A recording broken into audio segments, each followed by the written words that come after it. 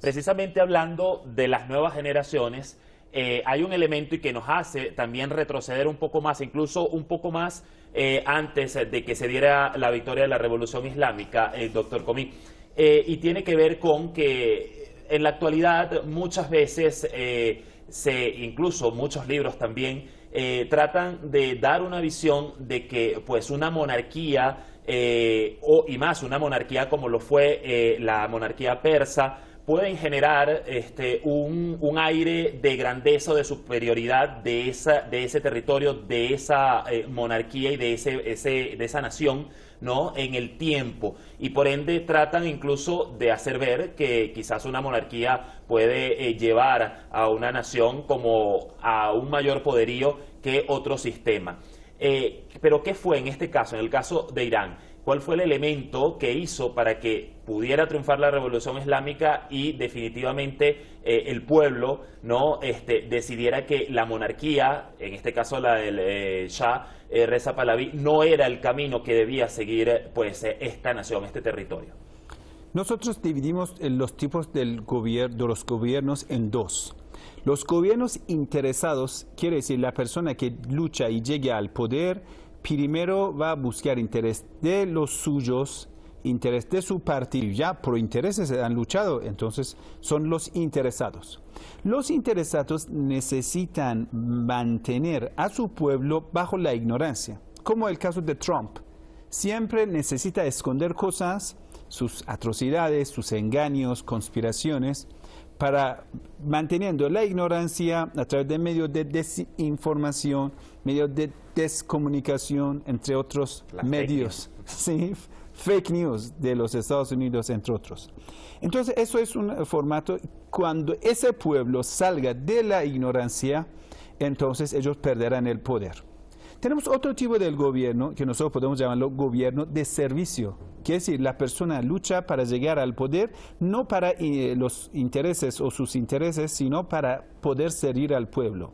Es una lucha, nosotros le llamamos la lucha sagrada, porque es por la justicia. Entonces, ahora no importa esa persona cómo se titula ser musulmán, cristiano. Entonces, como esas figuras, usted va a ver muchos luchadores en América Latina, un líder como Chávez, que para todos nosotros, en Irán, yo sé que en América Latina puede ser, incluso en Venezuela hay personas que tienen diferentes opiniones, yo le respeto a todo, pero le digo, en Irán, la gente en Irán admira a una figura como Chávez. No dice que es un santo, no dice que es un infalible, no, todos los seres humanos.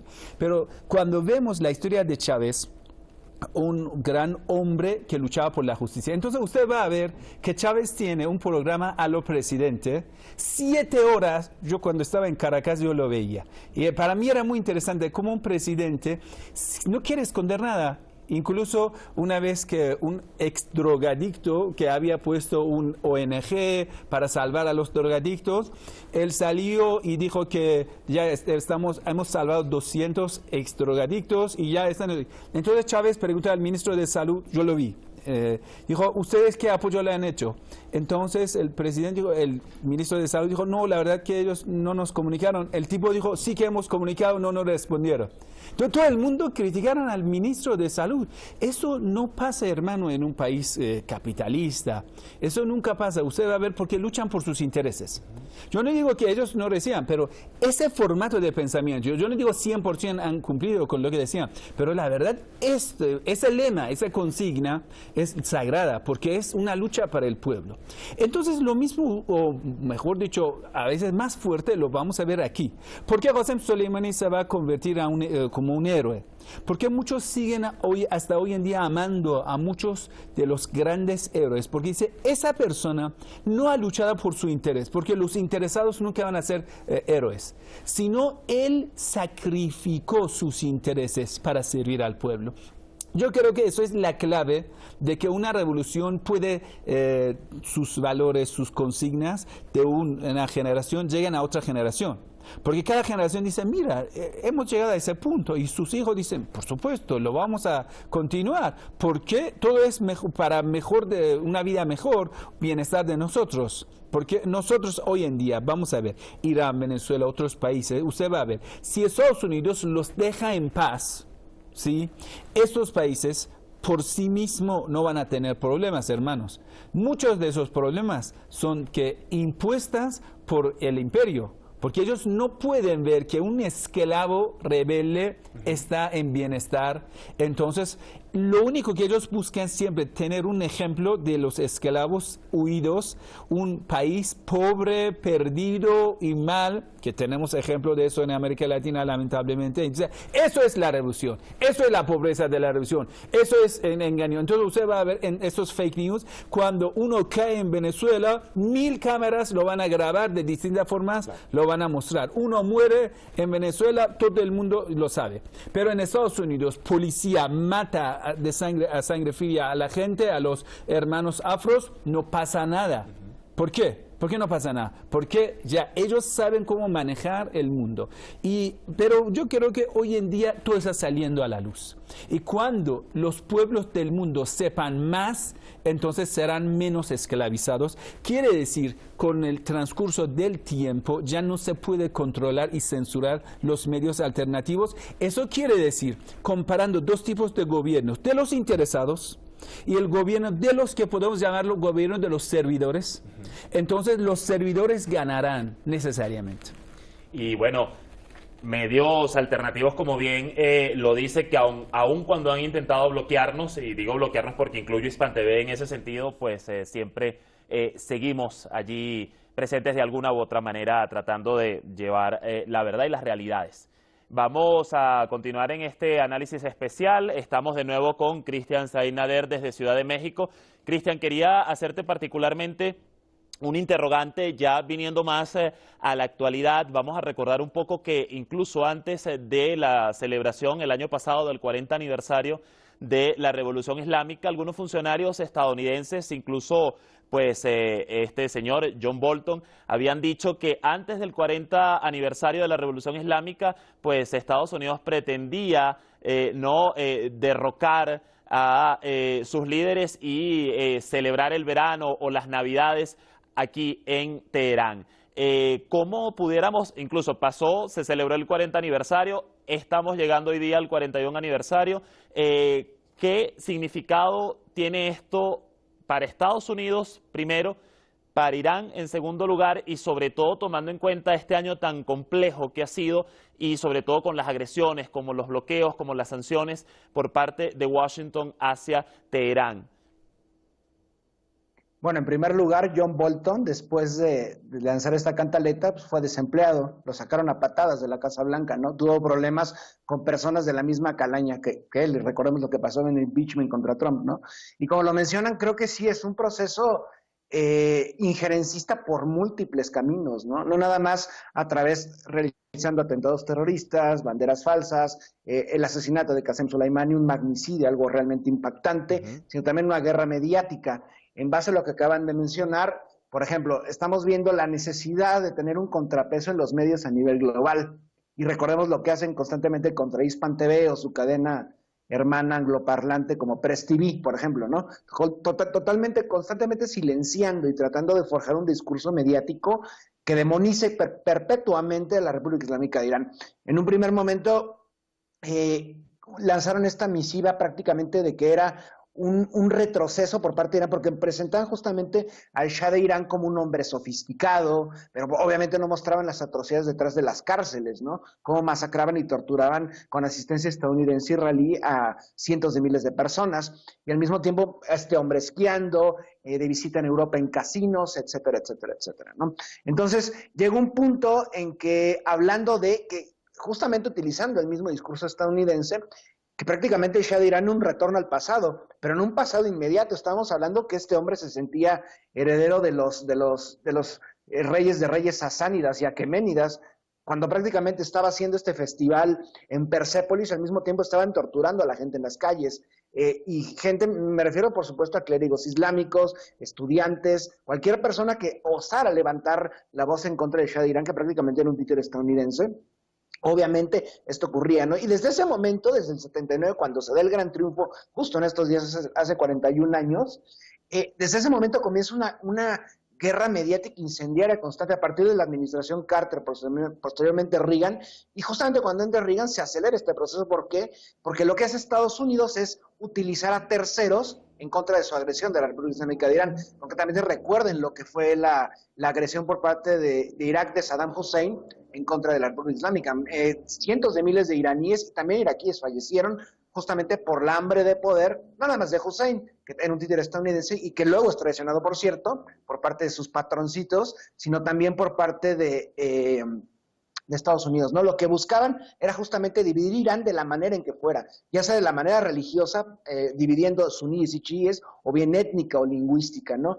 Entonces, hemos llegado al punto de que tras 41 años de un proceso revolucionario en Irán, que han sido muy difíciles, ¿qué hubiera sido esto si justamente sin la intervención estadounidense y de sus aliados, ¿no? Creo que hubiera sido un proceso mucho más benéfico y el progreso de Irán lo hubiera aumentado por mucho. Lamentablemente se ha tenido que frenar para defenderse en contra de las agresiones.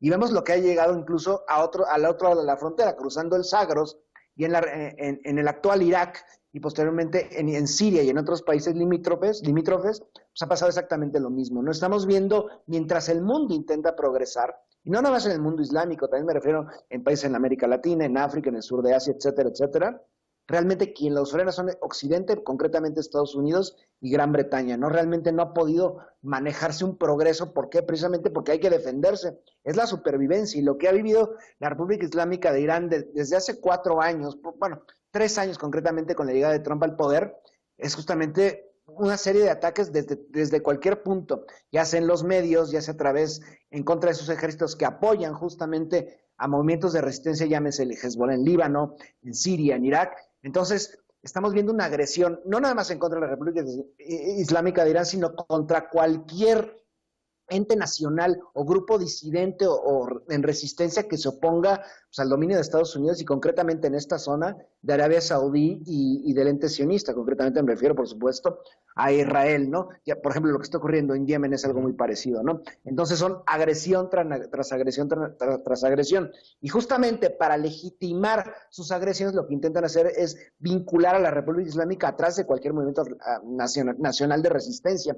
Pero esto no es así. Realmente hay solidaridad, lo mismo que dijo el compañero en este momento, por ejemplo, con Hugo Chávez. Había un trato de amistad y de resistencia conjunta prácticamente en las antípodas, en Venezuela y en Irán. ¿Por qué? Porque todos vamos en contra del mismo enemigo, que es Estados Unidos y sus estados títeres en la región, ¿no? Entonces, creo que es algo interesante. La resistencia de los últimos 41 años por parte de la República Islámica de Irán es un reflejo de la resistencia global en contra del imperialismo, precisamente en una fase superior del capitalismo. Tocaste una palabra justamente clave a la que iba y precisamente voy con usted, Mustafa, porque lo que ha sido la unidad y la resistencia pueden considerarse como herramientas vitales, ¿no?, para toda revolución, pero particularmente en su criterio, ¿cómo las ha aplicado la Revolución Islámica de Irán? Unidad y resistencia, ¿y qué tan vitales han sido en la Revolución Islámica? El corazón de la revolución es un corazón y un espíritu que lucha contra cualquier sectarismo. En ese sentido, Estados Unidos, como el antagonista por excelencia de esta revolución, ha tratado de sobremanera de inyectar odio sectario, odio étnico. Pero, como he dicho, la Revolución Islámica de Irán es una revolución de todos los iraníes. Y sepan los televidentes que están en sintonía de este programa, que Irán es un país multicultural. No es un país, por ejemplo, como Bahrein, como Emiratos Árabes Unidos, donde que la etnia dominante pues, es una y habrá otras personas que pertenecen a otra etnia, pero la mayoría son extranjeros. Irán no. Irán es un pueblo que en su mayoría es persa, como sabemos, pero también hay hermanos de etnia turca, hermanos de etnia kurda, de etnia árabe.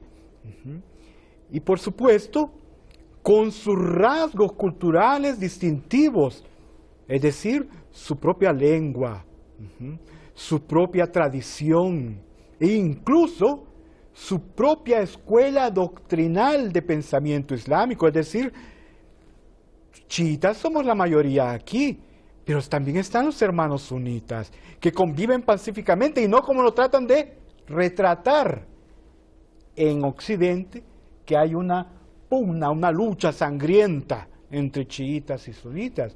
No, esa es una versión, eso es una telenovela de Occidente.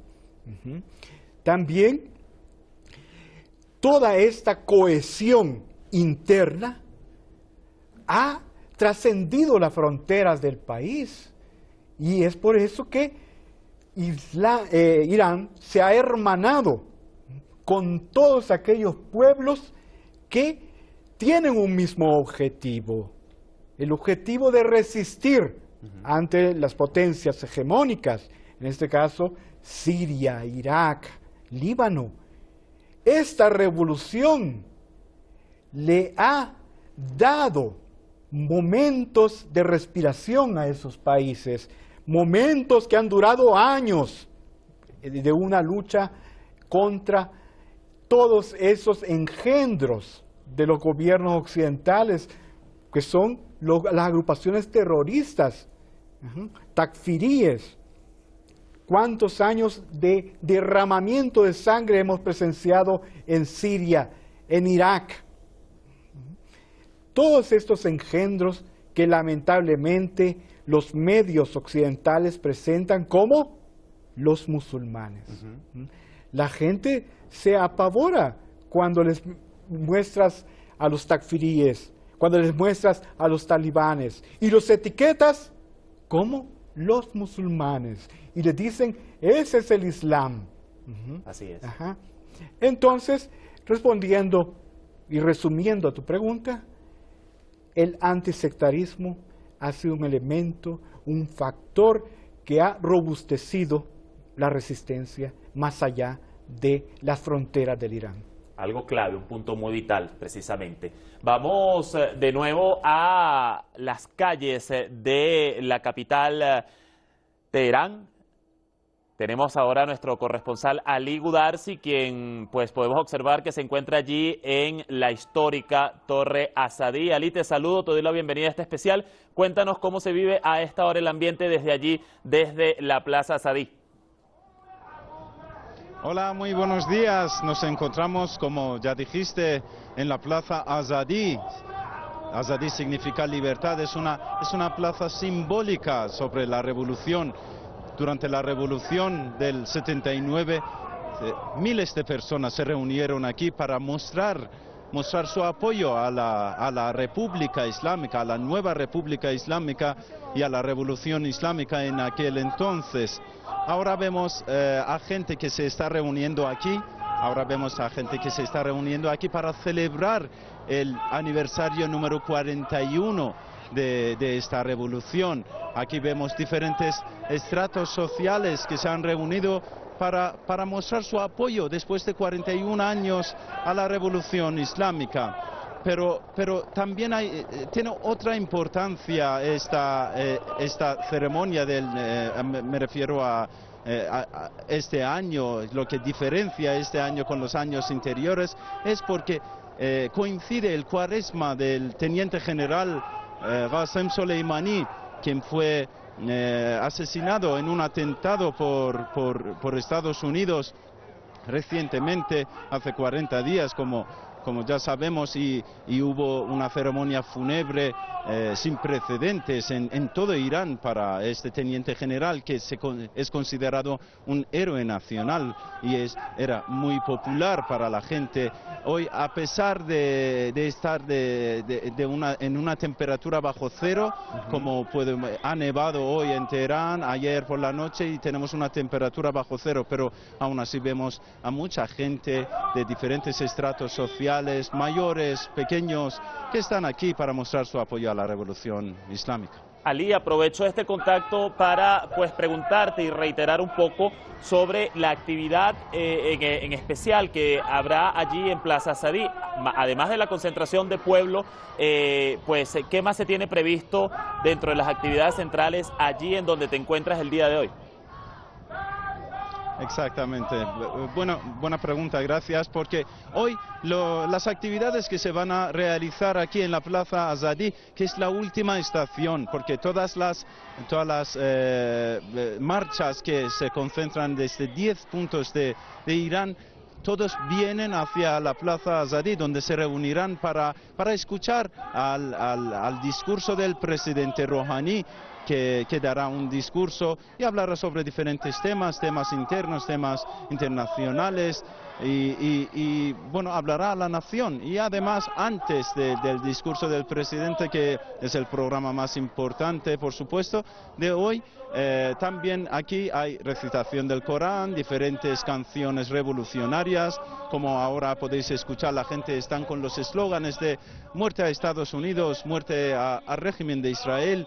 Y están esperando para otros espectáculos aéreos, también habrá paracaidismo y entre otros espectáculos. Estamos esperando, ya ha empezado oficialmente con la recitación del Corán, el programa de hoy, y nosotros seguiremos aquí para informaros de las novedades. Seguro que sí, seguiremos muy pendientes contigo desde allí, desde ese punto central en la capital iraní, mientras observamos también tomas e imágenes que nos llegan desde otras ciudades de la nación persa, en donde a esta hora pues tiene gran conglomeración de personas, de pueblo en las calles, con consignas, con pancartas, con banderas, pues expresando y recordando esta fecha, esta particular conmemoración, como bien lo podemos observar entonces allá a través de las pantallas de Hispan TV. Nos siguen llegando esas imágenes, gente marchando en las calles, mujeres, hombres, niños. Podemos dar fe a través de estas imágenes precisamente de generaciones de pueblo iraní que hoy día sale a las calles pues a respaldar a la revolución islámica que llega a su 41 aniversario. Nosotros seguimos aquí nuestro especial hoy, programación especial a esta hora por las pantallas de Hispan TV con nuestros corresponsales en calle y nuestros analistas desde el estudio. Antes de ir a la pregunta que tenía pendiente, doctor Comí, veíamos ahorita a nuestro corresponsal que se encontraba en la Torre Azadi, que significa libertad en español para nuestros usuarios que nos ven desde Latinoamérica. ¿Qué punto o qué, digamos, elemento particular tiene esta Torre Azadi, que además, valga la pena destacar, es de mis obras favoritas de aquí, de Irán? ¿Qué elemento puede recordarnos de esa torre y por qué es tan simbólica? La verdad, la construcción de esa torre es del tiempo de Reza Shah Pahlavi, un títere en comienzo de la Inglaterra y después en un tiempo quiso meterse con la Alemania nazi y le quitaron del poder, pusieron a su hijo. Entonces, podemos decir, la palabra, incluso las palabras han sido colonizadas, incluso lemas y consignas han sido abusadas por el imperio aquí en ese país, antes de la Revolución Islámica. Entonces ellos construyeron ese magnífico torre en el tiempo de Reza Shah y en el nombre de libertad. Pero la verdad, lo que trajo Reza Shah era la esclavitud, pero más profundizada, un imperio que por primera vez, esa dinastía Pahlavi era 100%, podemos decir, mercenario y pendiente al occidente. Quiere decir, el rey de Irán, el Shah de Irán, ni podría decidir por lo más mínimo de asuntos económicos, políticos, militares, para nada. Anteriormente sí, en tiempo de los Qajares, otra dinastía anterior, era alguna dependencia al occidente, a Inglaterra, a Rusia, pero no era tanto que el tipo era un jugador, un títere de ellos. Entonces, después de la Revolución Islámica, yo creo que esa torre ya volvió a libertad verdadera y volvió a su significado. Entonces, nosotros tenemos una plaza que generalmente de todo Teherán, capital de Irán, la gente de las calles y de otras plazas llegan, se reúnen en plaza de Engelab, la revolución. De la revolución llegan a Azadi, a libertad. Eso es muy significativo, podemos decir, un concepto muy profundo. Quiere decir, de la revolución llegamos a la libertad. Claro.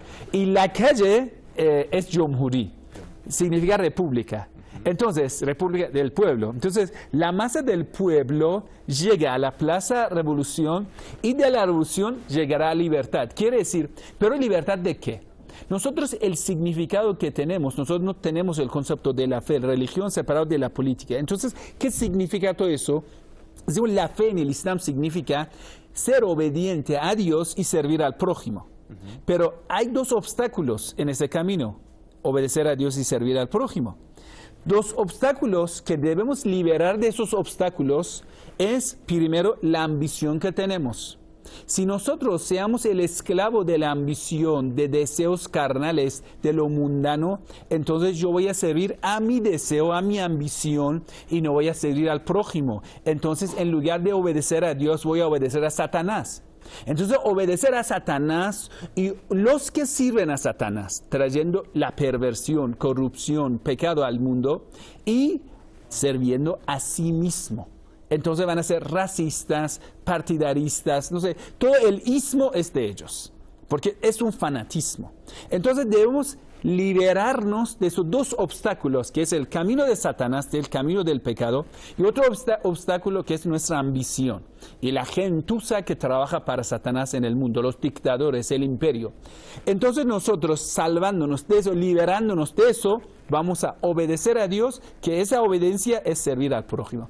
Entonces, este es el significado de la libertad en el Islam. Muy interesante, además, esa alusión y además ese simbolismo que tiene y cómo nos explica además el verdadero significado de esa palabra, libertad, que engloba además mucho.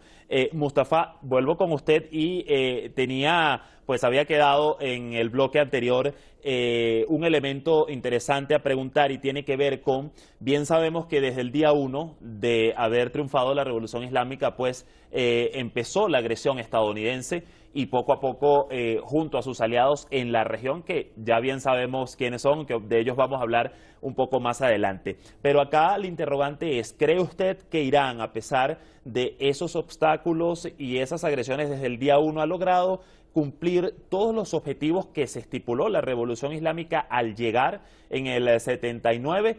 Y si usted considera que lo ha hecho, que ha logrado cumplir con sus objetivos, ¿cómo lo ha logrado pese a esos obstáculos? De acuerdo. Pues fíjate que todo movimiento, todo proceso humano, y en este caso la Revolución Islámica, tiene sus etapas. Desde que tienen sus etapas, es obvio que los objetivos no se van a lograr al mismo tiempo. Es algo que se hace paulatinamente. Y cuando decimos paulatinamente, no nos referimos a días, no nos referimos a meses. ¿Por qué? Porque la revolución es dinámica. No es algo pétreo, no es una estatua, es algo dinámico, es un movimiento. La revolución avanza, no está estática. Entonces, todo aquello que realmente no se ha cumplido aún, no significa necesariamente que represente un fracaso. Simplemente no hemos llegado a esa etapa. Y todas aquellas dificultades con las que se enfrenta la revolución no emanan de ella, emanan de sus antagonistas. ¿Por qué es que la revolución cubana no alcanzó algunos de sus objetivos? No por culpa necesariamente de los revolucionarios, sino de todos aquellos obstáculos, que es la palabra que has utilizado, le pusieron sus antagonistas. En este caso la figura es la misma. Claro. Entonces, pienso yo que la mayoría de los objetivos sí se han cumplido. Pero, reitero, no es algo estático, la revolución está viva sigue adelante. Por ende, en el camino también van surgiendo nuevos objetivos. Entonces, esto no se detiene como para decir, se cumplieron ya todos los objetivos o no los objetivos. Claro. Estamos apenas, yo pienso, que en la cuna de la revolución, a sus 41 años. No es una revolución anciana, es una revolución muy joven.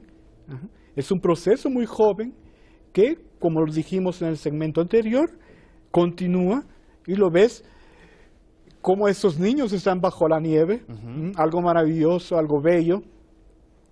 Y pues también nosotros mismos somos testigos de ellos. Nosotros no lo estamos leyendo. Nosotros no lo estamos leyendo ni alguien nos lo está diciendo. Lo estamos viviendo y lo hemos vivido. Claro. Entonces, somos testigos in situ. Y eso es una gran diferencia. Sabemos las realidades. Sí. Sabemos qué es lo que está pasando.